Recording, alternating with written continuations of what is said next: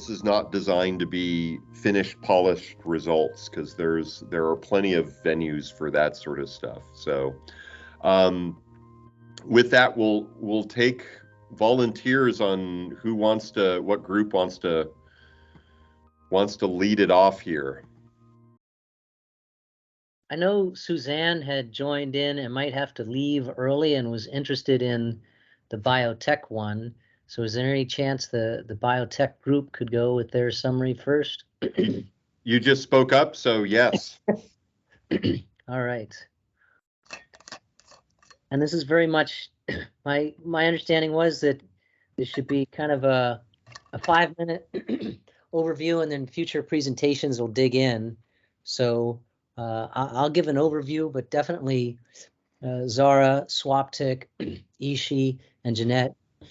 If Swaptic's, I didn't see Swaptic on there, but feel free to jump in, interrupt, or add color, whatever is necessary.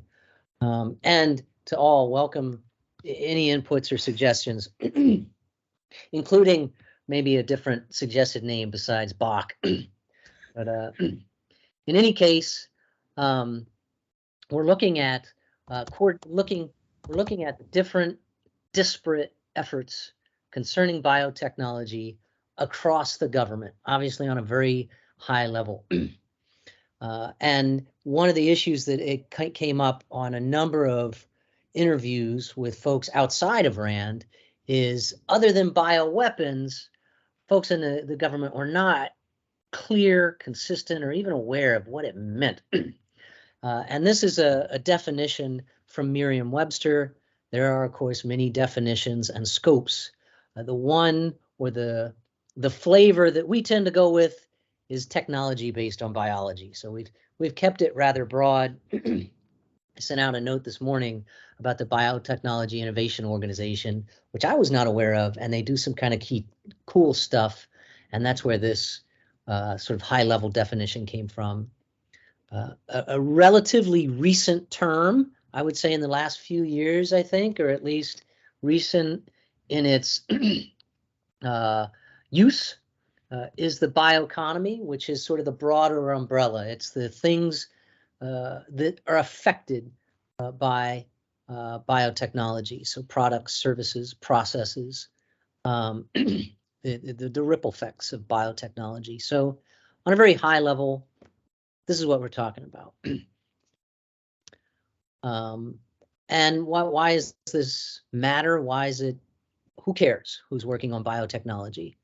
Other than, I don't want everybody getting to my DNA. And this is a recap from some stuff slightly updated that we presented before, but just to make sure everybody's on the same page. I won't read all of these, but certainly aggregating and tracking national genetic data relative, sort of our policies, cultures relative to those of, say, China, which is much more restrictive, and some would say aggressive in how they use that information.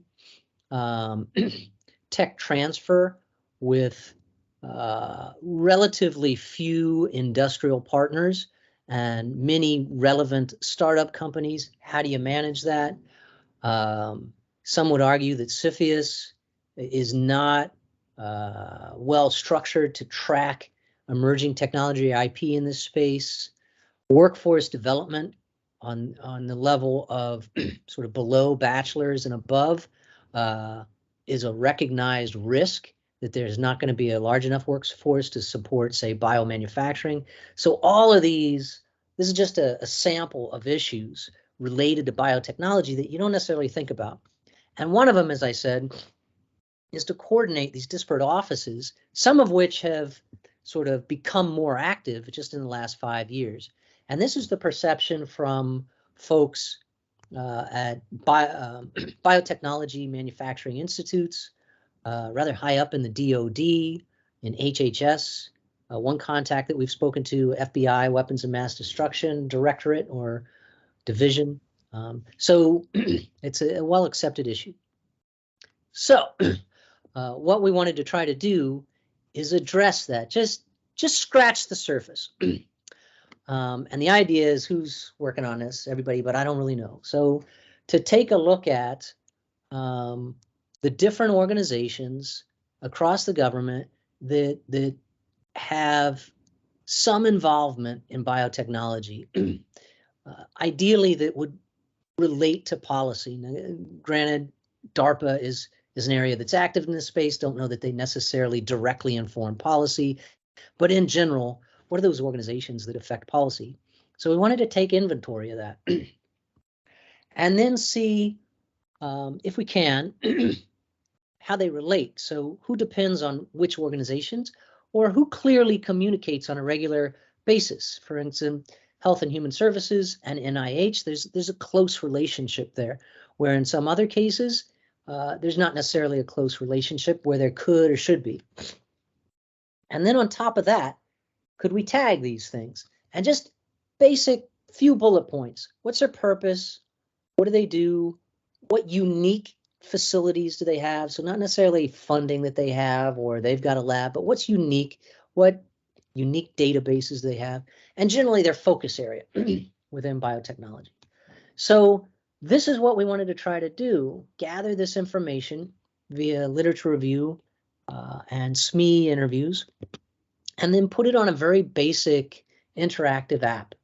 Not exactly sure, we haven't flushed out the GUI design yet, but some kind of network where you could see where the lines are connecting the different boxes, and you mouse over and get a sense of, oh, that's what they do. So this is good for Randites to better understand how this emerges, and potentially those outside of RAND. Although this is basic information, I think most of us recognize that across the government, even the basic information isn't always shared effectively. So this is the team solving all the world's problems with biotechnology, and have really jumped to a great start. I would say in general, we're in data gathering mode, so not a lot of sexy results yet, but we are starting to ramp up on what this might look like. The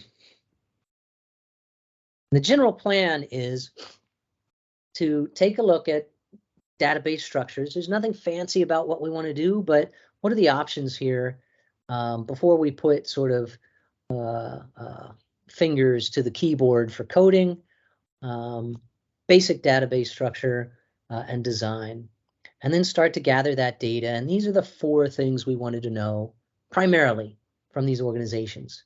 Inevitably, you get much more than this, but this is the target. And then, as much as we can, and we have contacts from most of the organizations that we're targeting, try to engage with those folks to just get their perspective on high level, what do they do, and where this number 3 is going to be most helpful is who they interface with regularly. Then can we take all that data we gathered, turn it into just a few bullet points, and create the app. And this is kind of where we are. We've done SwapTix have done a basic review of database structures. I think we've got something settled on, and concurrently, all of the team members have started to flush out who's who in the zoo. What's crossed off is essentially work we've done. What's highlighted are the organizations that, in most of these 3 cases, we're kind of wrapping up now.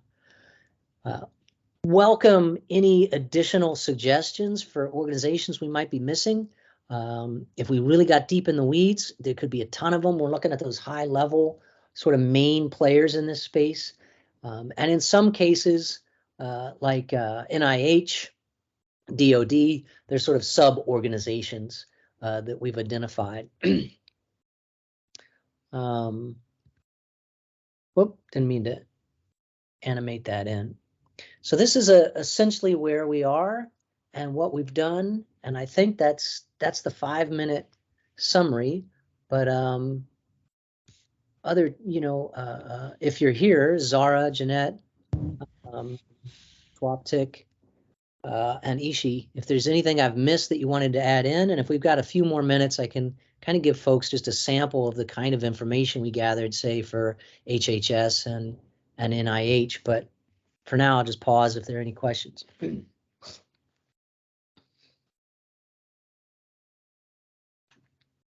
think, Tim, you did a fantastic job of summarizing the information. I don't have anything else to add. So one of the difficulties, frankly, is getting it down to making sure that we're checking all the boxes and that we've identified the main players. So again, if something strikes you and maybe you don't see it now, but have a thought afterwards, please feel free to let us know. Make sure you're capturing work by this organization. The kinds of things we're getting, which aren't quite conducive to a lot of text here, no need to read it all, but say for health and human services, the point is, this is the minimum, and that this is going to have to be culled for a GUI. And in the case of NIH, it even gets much more complicated, where the Office of Science and Science Policy, they interact with many different divisions, subgroup resources. So it's actually a bit more challenging than we thought to take a single organization and say who's who in that subzoo. Again, no need to read all of this, but this is the Office of Science Policy. NIH also has the National Center for Biotechnology Information, which could be an under-resourced resource throughout the whole of government. And they interact with other NIH divisions, let alone other organizations. NIH also has Human Genome Research Institute, which is a hugely significant effort or organization now that is not as well publicized, perhaps, as it could be. And again, this splits up into many different divisions. So one of the challenges is, how do we take all this and get it into those 5 or 10 bullet points? So that's just, and like I said, we've got slides like this for half a dozen organizations. I'm working on Cull That Down. Once we have that into bullet points, we'll then start talking about what's this GUI look like? How can we make it fun and engaging? And that's our brief overview of, again, if there are any questions, let me know. So Tim, I think one comment or just, I think this is version 2, but if you're in information gathering, even if you don't display it, it may be worth gathering. It strikes me there are 2 other pieces of information that would probably be useful for a variety of reasons. One is who funds the organization, which is similar to who they report to. And then the other is just a broad idea of the scope of their funding.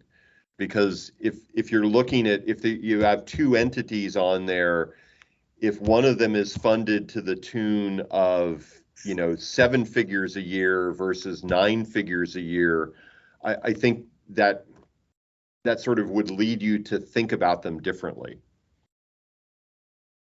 That's a good point. Frankly, I think this came up, and we were trying to balance, okay, how much stuff do we want to get with the amount of time we have?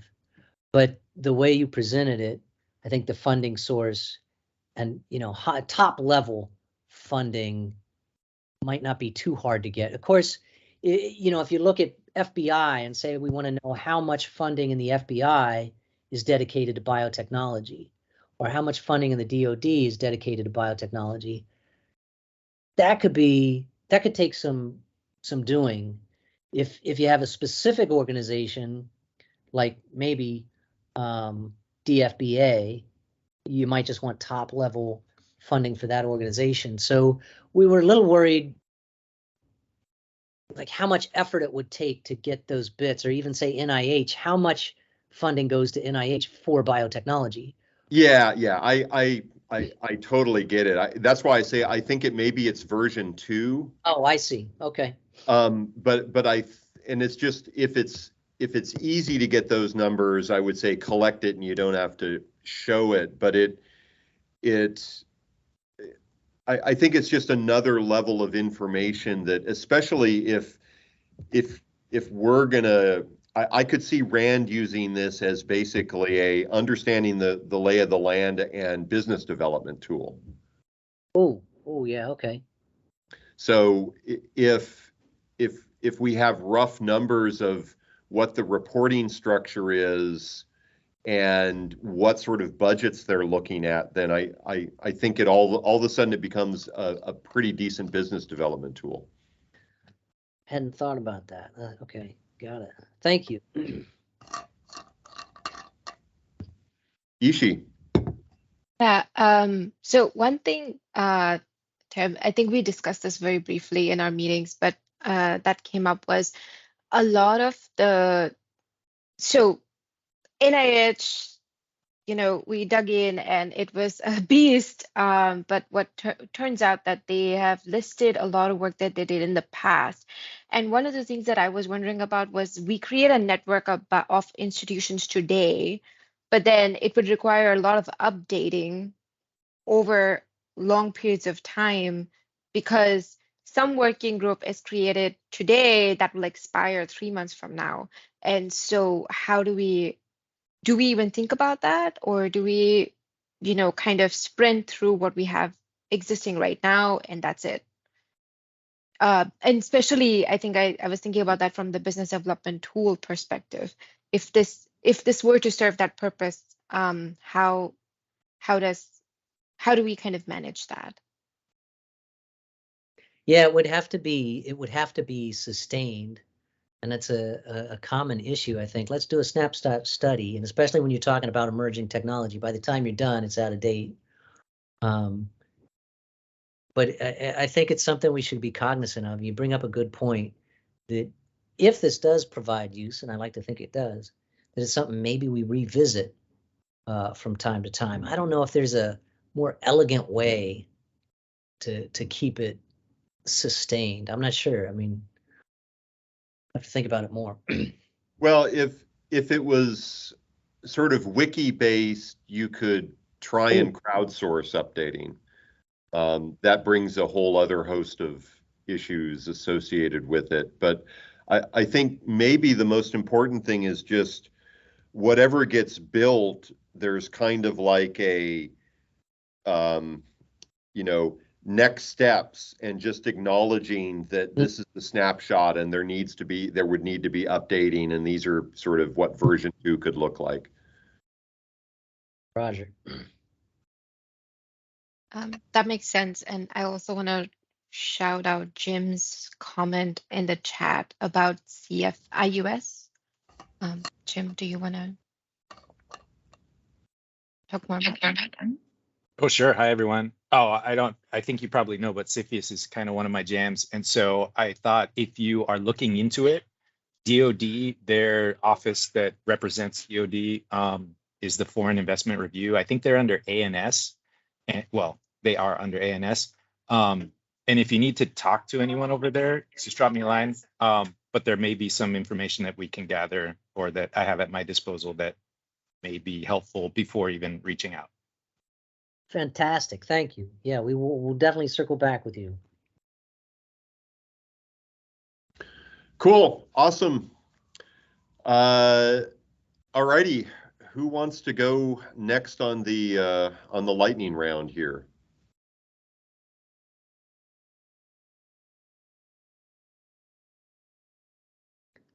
Hey, Todd, I'm happy to jump in and go next. So I'm here representing the EIEX group, and I'm going to keep this pretty short and probably not even share slides, just in the interest of time here. This group, we have had, which is nice, a bit of a head start, since some of the ideas that we're exploring were really germinated in last year's TNL Summer Sprint. And of course, we owe Todd the name EIEX, so thanks for that, Todd.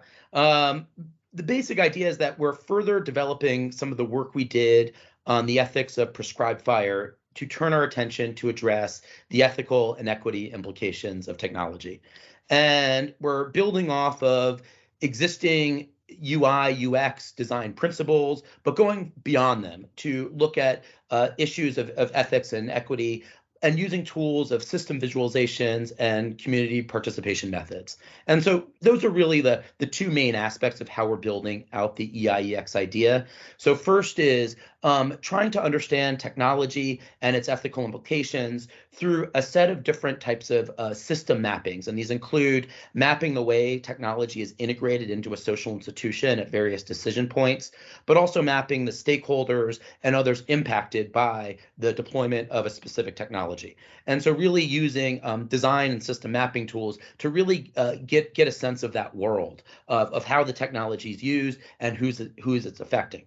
And that really is intended to set up the second part of EIEX, which is working with the community, the people that are actually affected by their technology, to really elicit their views, to get at the values and stakes and interests at play for those affected, to integrate those views into tech development and deployment decisions. And on that end, we are partnering. Well, I see Cynthia Gonzalez on the line and others from the community partnership stream to better build out some of these community participation methods and really figure out how they can be integrated into these tech development decisions. What we've done, I think really excitingly and effectively, is we've built out a big team. So currently we have 16 people involved in the EIEX work across students and researchers, and we are able actually to convene everyone earlier this week. And the idea is to really develop like a community of practice, to leverage different skill sets across RAND and build ultimately a set of transparent and repeatable methods that we can use both in the TNL, but really across broader work at RAND that is looking to address ethics and equity with respect to technology.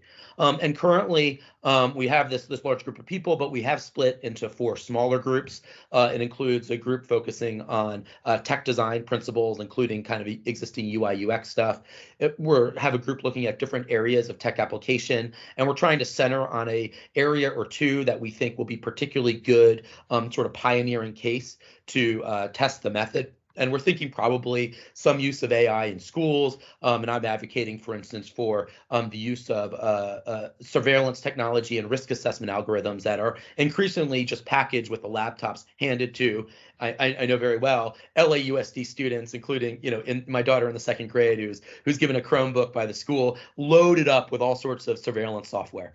So I think it's a pretty interesting tech application, and one where, I think in particular, doing some of the system visualization, understanding how that technology gets integrated into these schools, looking at the different design decisions that went in to that technology is going to be really important. And then lastly, what can we do to really try to elicit input from stakeholders? And I know, just again, from my end of being a parent of someone in school, there really is not a lot of community discussion about how this technology is used. It's, you sign a form saying, okay, thanks LAUSD for the Chromebook, I really appreciate it. And that's just, of course, how, even elementary learning is happening today. But, trying to develop better models where your community actually is a little more informed about what's happening and can actually provide some insight to the users, including like the schools, but also to the tech developers themselves for how they should ensure that ethics and equity are really integrated throughout the process.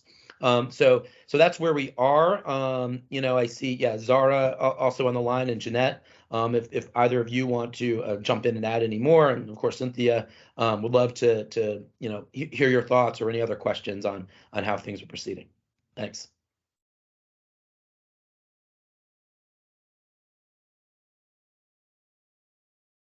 One thing I would point out is I blogged about this earlier this week.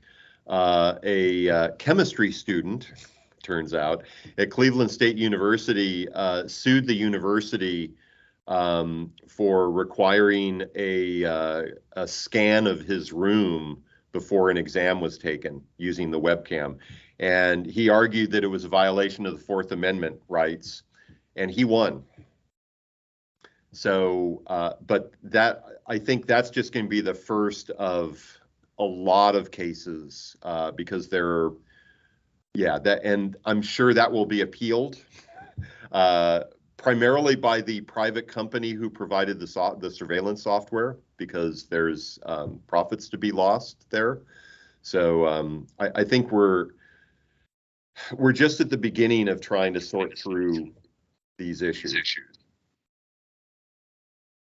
You know, there's another sprint looking at, now I'm so sensitive, hesitant to use the term metaverse, but virtual environments, persistent and social virtual environments. And we're just trying to design on paper how this could be used at RAND for onboarding new students or walking a mile in somebody else's shoes.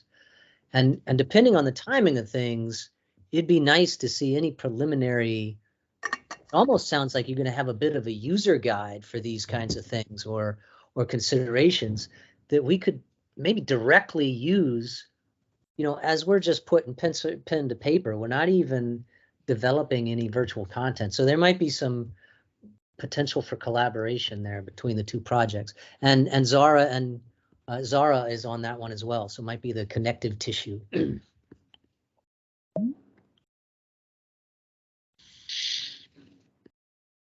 Cool. Any other questions, comments? Good deal. Well, more on this as it develops, as they say. All righty. Thanks, Ben. Who wants to jump in next?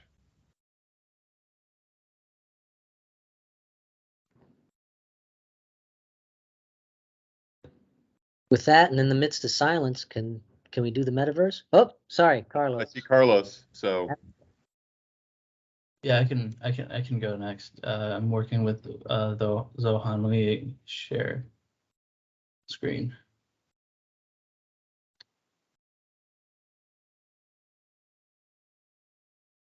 All right, cool. So me and Zohan are working on mutually assured deception.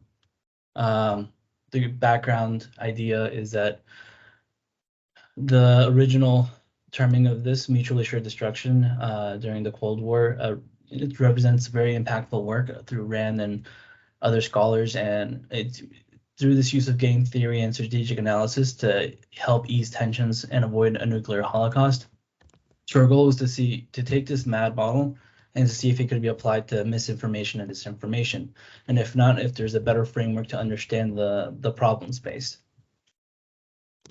So Zohan and I started looking through the literature. Specifically, I looked at scholars like Kenneth Walls, Donald Brennan, while Zohan focused on Bernard Brody and Herman Kahn. And we laid out sort of like what are the assumptions and the model, like what is the critical components of this. And some of the assumptions that I came up with that were very obvious across the board is that it's a very simple model and that every side can destroy one another. Retaliation is always guaranteed. Consequences and the costs are going to be immediate and irreversible, and these costs are unacceptable for both parties, and neither side has mitigating factors, whether this is bomb shelters, etc., an exit plan. Nobody has enough mitigating factors. A simple illustration of this of the model is that there's two countries. It's a game of chicken, right? So you can use nukes or you don't use them. If you both use them, everyone's going to die. If only one of them uses it, then the opposing country dies. If nobody uses it, then nobody dies. So the way that the MAD model works is that these consequences, everyone dying, is so great that everybody's gonna lean on towards rationality and logic, and nobody's gonna use nuclear weapons because nobody wants to die. That itself has several implications, right? It leads to externalities like an arms race. So you're diverting resources towards a military industrial complex. You're diverting a knowledge base towards these types of weapons, and while that has ethical implications, what we didn't want to dive too deep into that. What we wanted to dive into was rather does disinformation and misinformation fall into this? And we decided that it doesn't necessarily follow this model because everyone's actively using disinformation and misinformation, whether it's at a very local level in county elections, or it's at a national level, or it's among countries, trying to disinform and throw chaos into a different country. We actively know this is happening, but nobody tries to stop it. There's no punishment other than people keep doing this. And the reason is because the cost of it, if you look at the wide array of options that a country has, disinformation is something that has a relatively low cost versus invading another country using nuclear weapons or using spies. This is something that has a very, very low cost, and so the benefits of it potentially moving an election or whatever, the benefits are far, far much greater. And I'll switch it over to Zohan here. We'll talk about if you have anything to expand on why the MAD model didn't work, and talk about where we are now moving forward. Yeah, I can do that. Am I audible? Can everybody hear me? Yep. All right, yeah. So as Carlos said, basically the reason that we felt that disinformation can't be characterized precisely using the MAD model was this whole thing about benefits versus costs. Like deterrence is basically predicated on, you reduce the benefits for the other side and raise the costs as much as you can. And so in the MAD model, that was basically that the fact that both sides had survivable second strike capabilities, it used to be that the cost of action would be unacceptable, that no matter what you did, the cost of like striking the enemy would be too high because you would get struck in turn. In disinformation, as Carlos expected, it's the opposite, that the costs of engaging in disinformation, particularly for like a state actor, are so low that even if you're not getting too much of a return out of it, it's still like a positive ROI basically if you engage in disinformation. And so it's hard to deter it in that conventional sense. So now what we decided was to look at another model that, okay, if the MAD model doesn't necessarily characterize disinformation, is there another framework that could potentially bridge the space between them or be more accurate to describe characterize disinformation?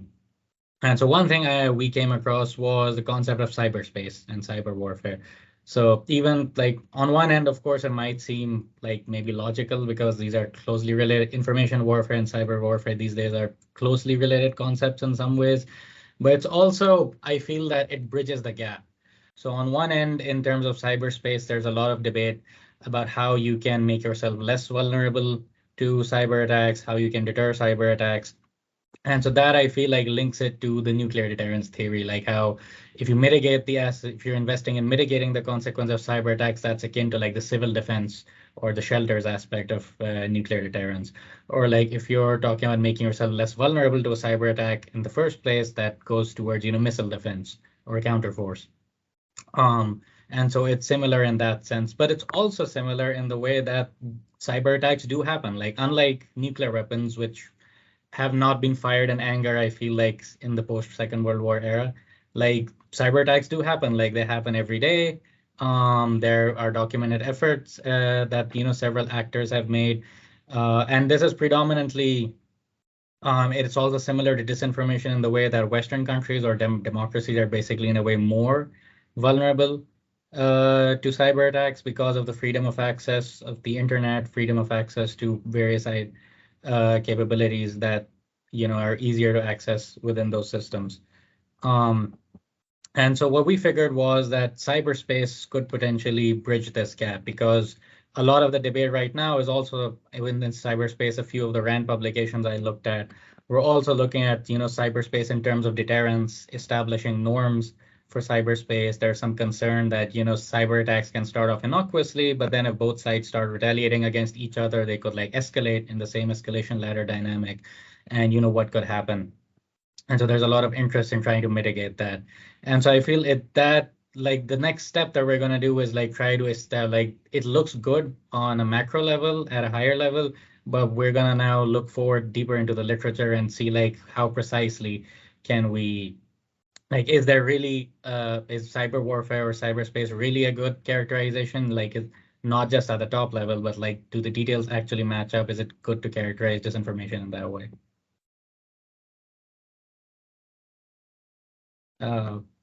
that's about it for me. If anybody has any questions, any ideas for what we can do next.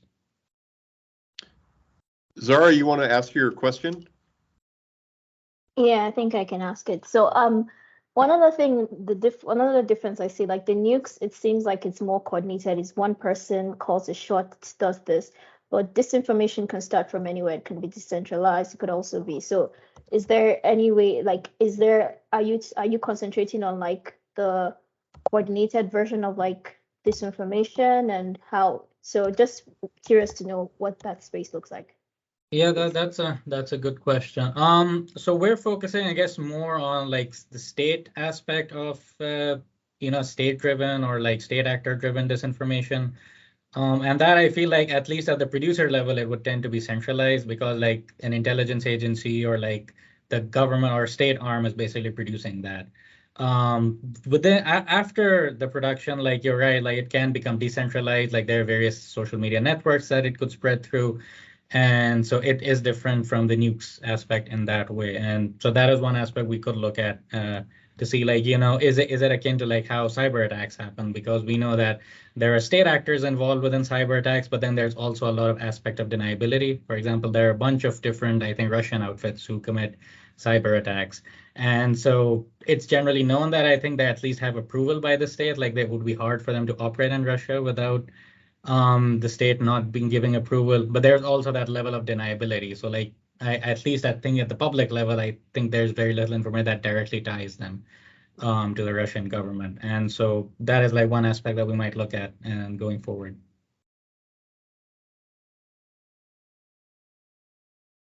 So it just strikes me in sort of reading through the comments and then from your all's analysis, which the first result was a negative result, which I love negative results because that means that you learn something from that. But this whole idea of centralized versus decentralized, so and maybe actually the idea is that there's I guess, is there a rethink about nuclear deterrence given more countries now having nuclear weapons, and if dirty bombs and other nuclear capabilities become available to non-state actors, does actually mutually assured destruction kind of fall apart? So actually whatever works for disinformation now is what will have to be implemented for nuclear. That's a fair point. I guess so far we have, I think, 8 countries that are known to have nukes. Like there were the original 5, and then you have India, Pakistan, Israel, North Korea, maybe Iran in the near future. That's maybe close to 10. I feel like so far the world's done a good job at like reinforcing these norms that be responsible with your nuclear weapons. And so even countries that have a history of irresponsible activity, I feel like they at least have this incentive that if nothing else, we're gonna keep strict control over this. But you're right, like we don't know what necessarily the future holds in terms of dirty bombs. There are I know certain stockpiles in the world that are vulnerable to storage. Like I remember in South Africa, they denuclearized a while ago, but they still store some of the new. So like they don't have the active bombs anymore. They decommission those, but they still have the nuclear material lying around. And there's like been at least I think 2 incidents where groups have tried to break into the locations where they're held, and they both unsuccessful. But I feel like I read about that there's this current standoff, I guess, between South Africa and the US, where the US wants South Africa to either increase the security of that storage or like hand over that nuclear material to be disposed of. And so it is, I guess, a possibility to be considered. Yeah. Interesting. Good deal. I can continue. So I'm also doing the water project. I see Sonar's on the line too. So there's not a ton to report about that one because it was a bit on the back burner until recently. Going forward, SwapTech this week did send me the data and the data that he had processed earlier in last December. And so he shared that data with me. And so I haven't gone through it yet, but we discussed some basic analysis that could be done. And I think he's also flying back next week, so I might meet with him once he's free and back here. And yeah, we did some initial, I think, data, looked at the USGS surveys, how frequently they collect the water data for there. But the rest, I guess, can probably provide a better update, maybe at the next conclave, like once I've had some time to like analyze the data and look at what SwapTech's done. Sure, and I think, but where you all landed was trying to find blind spots, and I think isn't one of the questions how much water do we have? Yeah, I feel like Sonar mentioned Which is that as a surprisingly question. not data informed. Yeah.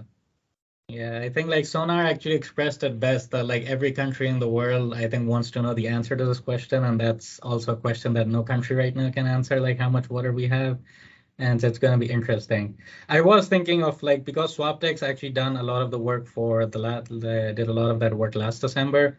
And so one thing I was thinking of, looking at, all the sources of data and everything that he had then, and then comparing it to maybe a more recent data set and seeing if there's any new sources that have come up, or there are any sources that have gone offline instead. And and if there's offline, like, is it a permanent being offline permanently, or is it just a temporary thing? Like how? So that was one idea I'd considered. And that goes towards actually the comment in the biotech mapping, that it's nice to do something that's beyond a snapshot. Yeah. And get see what longitudinal data is out. So yeah. Cool. I see Christina. Do you want to talk about narrative red teaming? Yes, sure. Thank you, Todd. I was waiting, maybe Eddie would join me. He did warn that he will likely not, but he really wanted to come and tell about his part of the project. So I was not volunteering earlier. We are also on a rather early stage because the exploration phase just got way too interesting for us to stop it and move to doing something more tangible. We are working on the narrative red team, and we are doing, both of us, Eddie and I, are doing both the more theoretical, conceptual exploration of how can we define this term, how can we approach it, what are the lessons learned from different fields that can be applied to how we think about narrative red teaming. And also we both have a more practical type of work that we are doing for this hackathon. Eddie is working on an idea that is along with his interests in the metaverse. And the idea is that when we think about narratives, we have to understand that they are no longer flat. So we still will have likely verbal component dominating, similar to how one of the previous teams talked about disinformation. But we have to also, if we think about the future, we have to look into the metaverse and understand how the narratives emerge and disseminate in the metaverse. And he will likely be able to tell you more when he joins next week. But I am doing a more hands-on thing again, in line with my interests. I'm working on two. It started as two reports that were perceived very differently by the Twitter community and by more broadly online community, and then they were debunked by these institutions.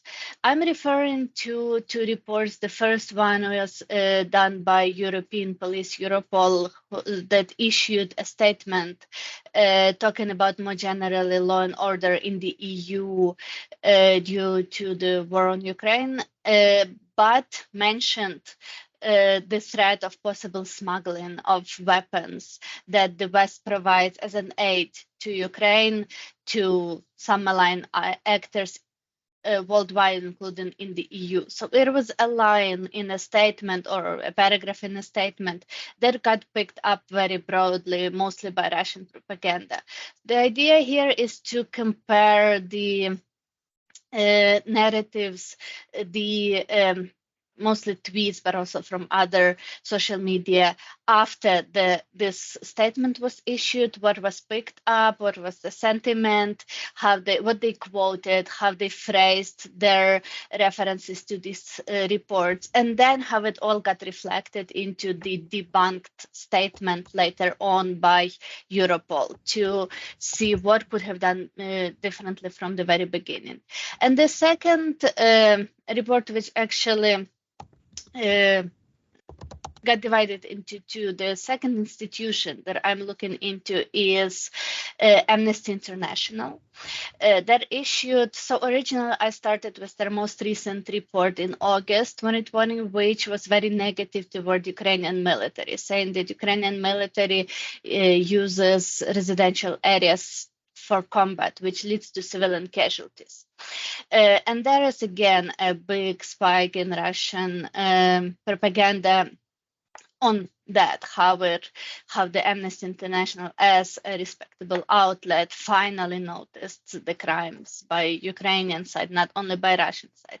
And when I looked into again sentiment, the time when it started to peak, what words, what language they used, what they quoted from this report, I came across an earlier report which was in May.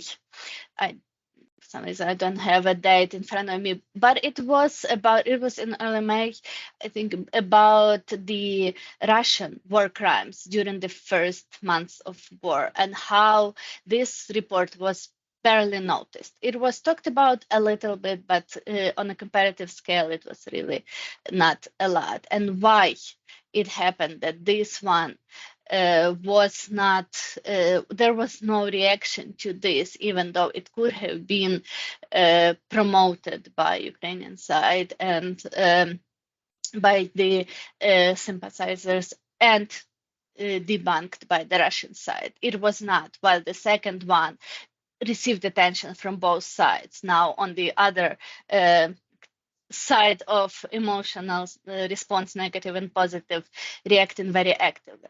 And it all hopefully will help see how the narrative red teaming can be done. And it actually, so I was thinking a lot during the presentation of mutually assured deception that we are doing something very similar, but they are looking at it from the beginning, we're looking at it from how it actually unfolds, thinking how we can prevent and pre-bunk the narratives, the malign narratives, before they even develop. So looking at these reports and statements, how they've been used and what narratives emerged after they have been debunked might show what was missed by the communication teams that issued these reports in the first place. So narrative red team, and I've put definition in the end, just because we are still working on the definition and it's not fully clear.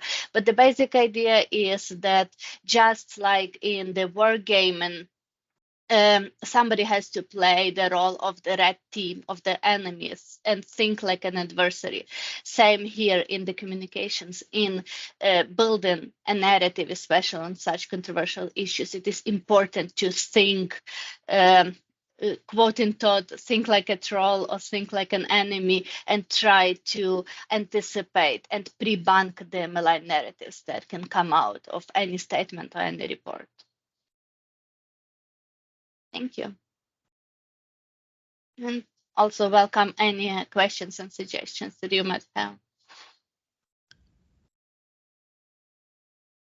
So I think one thing that is going to be interesting, and this is it's almost like a phase 2 part of this, is I imagine that there's going to be balancing that's necessary with pre-bunking.